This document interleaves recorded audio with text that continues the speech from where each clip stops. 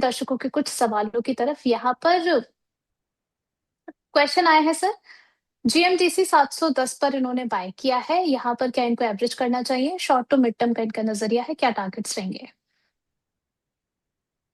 Short to medium term है तो average ना करें, एवरेज लॉन्ग टर्म के लिए भी ना करें, क्योंकि ज्यादा टूटा नहीं है आपके लेवल से।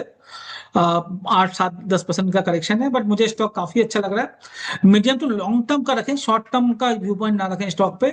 रेयर अर्थ मटेरियल में इंडिया धीरे धीरे आगे बढ़ रहा है और उस सेगमेंट में ये सबसे बड़ी कंपनी है। और सबसे बड़ी होने के बाद भी मार्केट कैप वाइज बहुत छोटी कंपनी है, 20 30 हजार करोड़ के, हम्म। जितना मुझे याद आ रहा है, वो देखना पड़ेगा। उतना ही मार्केट कैप में है। तो मुझे लगता है ये स्टॉक लॉन्ग टर्म में भी काफी अच्छा करेगा, तो आपका पोजीशन आप चाहो तो लॉन्ग टर्म कन्वर्ट कर सकते हैं। शॉर्ट टर्म में ज्यादा बड़ा रेंज नहीं दिख रहा, क्योंकि एक छोटे से रेंज में फंस गया है। 640 50, 740 50, इस 100 पॉइंट के अंदर ये ट्रेड कर रहा है। तो मुझे लगता है 740 50 आपको 2 3 महीने में अंदर देखने को मिल सकता है, अगर आपको शॉर्ट टर्म ही देखना है। फॉर लॉन्ग टर्म मुझे 1000 प्लस स्टॉक दिख रहा है, फॉर चल 6 मंथ प्लस के टाइम फ्रेम में। चलिए, अगला सवाल यहाँ पर नैन्सी जी का आया है एजेआई इंफ्रा को लेकर के। क्या यहाँ पर खरीदारी करनी चाहिए सर करंट लेवल पर for the targets of 422? Buy किया हुआ 422 में। नो सर, क्या यहाँ पर बाय करना चाहिए फॉर द टारगेट्स ऑफ 422? 354 चल रहा है मेरे हिसाब से, मैं कोई गलत देख रहा हूँ तो। नहीं, एक्चुअली सर इनका क्वेश्चन ये है कि आने वाले समय में क्या ये टारगेट्स हमें देखने को मिल सकते हैं एजेआई इंफ्रा के अंदर? अभी तो नहीं, अभी तो नहीं, अभी तो करेक्शन मोड में है। मुझे लगता है 335 340 आ जाए, उस टाइम पे वापिस एक बार पूछ लीजिएगा। चलिए ठीक है। यहाँ पर अब हमेशा से ही होमवर्क काफी स्ट्रांग होता जा रहा है हमारे व्यूअर्स का। नैन्सी जी का एक और क्वेश्चन है, कह रही है कि लोकेश सर आपने बोला था कि 6 महीने के 6 महीने के लिए बेल राइज अच्छा लग रहा है, तो वो किन प्राइसेस पर लिया जा सकता है? क्या 200 तक आता है तो क्या वहां पर खरीदारी की जा सकती है? जी, अगर आपको लगता है 200 आ जाए, 5 7% करेक्शन हो जाए तो बहुत अच्छा है, मिल जाए तो। 6 महीने प्लस के लिए बोला था, 6 महीने नहीं, 6 महीने प्लस मतलब 6 से 12 18, 3 महीने, हम्म। तीनों के लिए मेरे हिसाब से ये स्टॉक काफी अच्छा कर रहा है। डिफेंस एरोस्पेस में भी आ रहा है, प्लस इसमें ऑटो एंसिलरी का भी प्ले है अच्छा खासा। तो मेरे हिसाब से स्टॉक पे तो बने रहना चाहिए, अच्छा रिटर्न देना चाहिए स्टॉक। चलिए ठीक है। अनुज कुमार जी का क्वेश्चन है ई टू ई नेटवर्क को लेकर के आपका व्यू जानना चाह रहे हैं। क्या जानना चाहते हैं इसमें? लिया ई है, टू ई लेना चाहते नेटवर्क हैं? में क्या किया जाए? अगर है तो आराम से बने रहिए, कोई दिक्कत नहीं है, अच्छी कंपनी है, न्यू न्यू एज थीम में है, एआई और न्यू जो क्लाउड कंप्यूटिंग में है ये कंपनी। तो आराम से बैठे रहिए और जो मूव आ रहा है उस मूव को एंजॉय कीजिए। मुझे लगता है ये 5,000 प्लस भी जा सकता है। चलिए, अगला सवाल इनका मैसगांव डॉक शिप बिल्डर्स को लेकर के है सर। यहाँ पर जानना चाह रहे हैं कि फ्रेश एंट्री किन लेवल्स पर की जा सकती है? 2435 पर चल रहा है। यही मैं समझाने की कोशिश कर रहा था। जो पुराने हीरो है वो हम्म। हमेशा हीरो नहीं रहते। कंपनी बहुत हम्म। अच्छी है, एशियन पेंट कंपनी अच्छी है, इंफोसिस कंपनी हम्म। अच्छी है, एचडीएफसी बैंक कंपनी अच्छी है, मगर पुराने हीरोज हमेशा नहीं चलते। जो डिफेंस चलेगा तो मैचडॉक चलेगा, रिजल्ट अच्छे आएंगे। रिजल्ट चलना हम्म। और स्टॉक चलना में बहुत फर्क है, मैंने बहुत पहले समझाया था ये चीज। आज मैं वापस उस टॉपिक में नहीं जा रहा हूँ, मगर हम्म। अभी मुझे मैचडॉक में चलते हुए नहीं दिख रहा है। स्टॉक अच्छा है, फंडामेंटली कोई दिक्कत नहीं है। आज के दिन पे मैचडॉक मुझे चलते हुए नहीं दिख रहा है। अगर फिर भी आपको लेना है तो 2600 के ऊपर आप सोच सकते हो। अच्छा, नेक्स्ट क्वेश्चन सर आया है इंडस टावर को लेकर के। इंडस टावर में 460 की कॉल इन्होंने बाय किया है एट 8.90 पर। फ्राइडे बाय किया है, क्या जून एक्सपायरी में चांसेस इनके लिए बन रहे हैं ऊपर जाने के? प्लीज, और साथ ही साथ स्टॉप लॉस क्या मेंटेन करके रखना है? कितने में खरीदा है मैम? इनके साथ 460 की कॉल है at the price 8.90।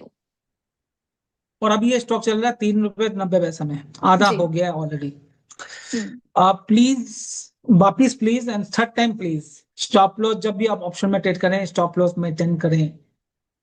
Stop loss के बिना, एक तो आपने दूर का लिया है 460 का, राइट, उसके बाद आपने स्टॉप लॉस मेंटेन नहीं किया। आपका स्टॉप लॉस होना चाहिए था 6 रुपए के करीब का, 2 रुपए का हम्म। नुकसान होना चाहिए था, बट आपका नुकसान आधा हो गया, 50% हो गया, 8 से 4 रुपए या 3 रुपए हो गया।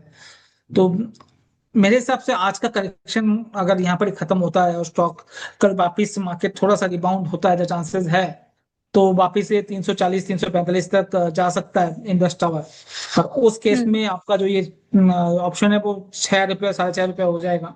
तो उस टाइम पे एक बार वापिस जो भी एनालिस्ट यहाँ पर हो आप पूछ लीजिए। चलिए अगला सवाल पिंटू कुमार जी का है, मार्क्सन्स फार्मा को लेकर के बाई क्या है 220 के प्राइस पर, आगे के टारगेट्स क्या रहेंगे इसमें? मार्क्सन फार्मा मैम हमारा रिकमेंडेशन है, इस स्टॉक पे जी। हमने रिकमेंड दिया हुआ है। और हमने दिया हुआ है मैम 205 रुपये में। अगर आप हम्म। देखेंगे लास्ट वीक में नहीं, मार्क्सन फार्मा आपको दिया था, मैं एक सेकंड दे देता हूँ आपको, लिख के दिया था राइट। एक सेकंड दीजिएगा मुझे। जी।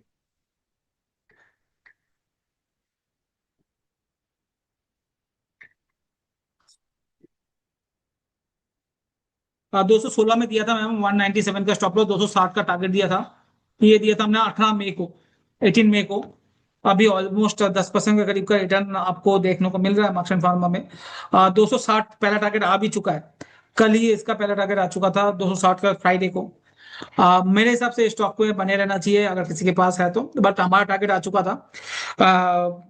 मेरे हिसाब से आपका जो स्टॉप लॉस है अब बढ़ के 210 के करीब हो जाना चाहिए, जो आपके कॉस्ट टू कॉस्ट के करीब है। अगर किसी ने नया लेना है तो नया भी ले सकते हैं। मेरे हिसाब से टारगेट मैं रिवाइज करके 290 310 का कर रहा हूँ। चलिए ठीक है, नेक्स्ट क्वेश्चन यहाँ पर आया है कैम्पकॉन स्पेशलिटी पर। सर टेक्निकल चार्ट्स पे ये स्टॉक कैसा लग रहा है आपको? क्या नाम बताया ma'am? Chemcon specialty chemicals. CM। जी, CHEMCON स्पेशलिटी केमिकल्स 184 पर चल रहा है।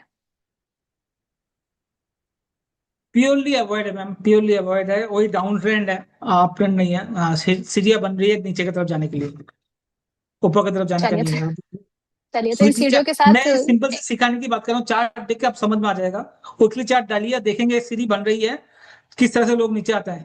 थोड़ा सा वीकली चार्ट में देखिए हम्म। और थोड़ा सा देखिए, उससे पूछे ना तो और उसको छोटा कर दीजिए स्क्रीन को। अब देखिए धीरे धीरे सीढ़ी बन रही है नीचे उतरने की। जब कोई चीज नीचे उतर रही है आपको ऊपर क्यों चलना है उसमें, मेहनत चलिए तो ज्यादा नीचे लगती है। उतरा तो सीढ़ियों के साथ नीचे ही निकल निकल लेना चाहिए।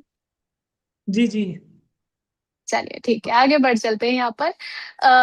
टाटा केमिकल 848 की इनकी बाइंग है। मैम ज्यादा अच्छा लगता नहीं है हम्म। टाटा केमिकल, अभी के लिए भी यस, अभी भी अच्छा नहीं लग रहा। अभी भी अवॉइड रखेंगे तो ज्यादा अच्छा है। अगर फिर भी आपके पास है और आपको रखना है स्टॉप लॉस, 715 का जरूर मेंटेन कर लें। चलिए ठीक है, नेक्स्ट यहाँ पर हम बात कर लेते हैं इंडिगो के बारे में सर, और आपसे समझना चाहेंगे। अभी कुछ टाइम पहले हम बात कर रहे थे मिडल ईस्ट टेंशन के बारे में, स्ट्रेट ऑफ हॉर्मुज जिस तरीके से टेंशन दे रहा है, और इसका इम्पैक्ट हमने एविएशंस पर भी आते हुए देखा है। अगर हम इंडिगो की बात करें तो काफी समय से भी यहाँ पर मैनेजमेंट में भी देखिए अपने प्रॉब्लम आती हुई नजर आई है। उसके बाद जो फ्लाइट कैंसिल हुई थी उसका भी इम्पैक्ट हमें देखने को मिला है। रिजल्ट्स भी अगर आप देखें तो वो भी काफी ज्यादा डिसअपॉइंटिंग है। 1% की बढ़त हमें देखने को मिल रही है। क्या करंट प्राइस पर इंडिगो बाय किया जा सकता है? लॉन्ग टर्म के लिए देखें ना, इंडिको काफी अच्छा शेयर है, 60% मार्केट शेयर इंडिया का एयरलाइन बिजनेस में हम्म। है। तो काफी अच्छा है। अब दिक्कत कहाँ है, इंडिको के साथ पिछले 6-8 महीना में एक के बाद एक एक्सीडेंट होते जा रहा है। जी। पहले आपने आपने अभी बात की जे भाई, टिकट कैंसिलेशन जो एक बहुत बड़ा हुआ इशू। हम्म। फिर एक और इशू हमने देखा जो यूएस की जो ये लड़ाई चल रहा है, ईरान और यूएस हम्म। की, तो वहां पर एक इशू चल रहा है। साथ में इन्होंने एक ना बिजनेस मॉडल चेंज किया। आपको हमें जी। पता है इंडिको क्या बोलता है, जो लो कॉस्ट एयरलाइन है बहुत टाइम से पहुंचाते हैं, इनका थीम ये था। हम्म। आप अगर जाते हो इंडिगो में जाके बैठेंगे तो आपको एक चीज नजर आएगी। आपके पास 2 मिनट है, इसके बारे में बात कर सकते हो बिल्कुल बिल्कुल बिल्कुल, क्या? ये सवाल तो मुझे आपसे पूछना चाहिए सर कि क्या थोड़ा सा समय तो आपसे और ले इंडिगो का सकते अगर हैं? देखेंगे ना, दूसरे जी। एयरलाइन में अगर आप चलते हो और इंडिगो में चलते हो तो क्या डिफरेंस है। हम्म। अब आंख खोल के देखेंगे तो आपको नजर आएगा। पहला डिफरेंस आप देखोगे, दूसरे एयरलाइंस में खाना गर्म करके देता है अंदर, मैगी मिलती है जो गर्म हो जाती है, या दूसरा चीज है वो गर्म करके देते हैं। इंडिगो हमेशा ठंडा चीज प्रोवाइड करता है। क्यों? क्योंकि उसके लिए जो हीटर चाहिए होता है उसका वेट ज्यादा होता है, राइट। दूसरा, इंडिको में देखेंगे लेडी पायलट ज्यादा होते हैं because of weight. Okay. Air hostess तो आपने लड़कियां ही देखी हैं, मगर एयर होस्टेस के अलावा भी एक स्टाफ होता है साथ में, वो भी लेडी होती है इंडिको में। छोटी छोटी चीजें उन्होंने बना के रखा है कॉस्ट एफिशिएंट बनाने के लिए। बट उन्होंने अपना बिजनेस मॉडल कुछ चेंज किया लास्ट ईयर। लास्ट क्या चेंज किया, उन्होंने बिजनेस क्लास इंट्रोड्यूस किया अपने फ्लाइट में। तो अब अगर इंडिगो की फ्लाइट में जाओगे तो बिजनेस क्लास दिखेगा, मगर वहां पर 10 अगर सीट है, 2 लोग ही उसमें जा रहे हैं, बाकी पूरा इंडिगो का फ्लाइट भरा रहता है। बिजनेस क्लास में अभी भी एक या दो लोग ही जा रहे हैं, वो भर नहीं रहे। वो जो कॉस्टिंग फर्क पड़ रहा है इंडिगो की बैलेंस शीट में, वो भी आ रहा है। तो मेरा मानना है इंडिगो मेन उनका फोकस था पहले, उसमें अगर वापस रिवाइज करेंगे तो वापस ये पॉजिटिविटी आ जाएगा। बहुत बेहतरीन बिजनेस मॉडल है, इन्होंने बहुत अच्छा क्रैक किया जो दूसरे एयरलाइंस ने क्रैक नहीं कर पाए, वे लॉस मेकिंग थे। एक इंडिगो ही था वो प्रॉफिट मेकिंग बिजनेस था। अभी थोड़ा बहुत जो चेंजेस किए हैं उस वजह से थोड़ा सा इनको दिक्कत आ रही है। मेरा मानना है बाकी से ठीक हो जाएगा, कोई दिक्कत है नहीं। चलिए, तो लॉन्ग टर्म के लिए इंडिगो देख करके चल सकते हैं। यहाँ पर फ्लाइट के साथ ट्रैवल किया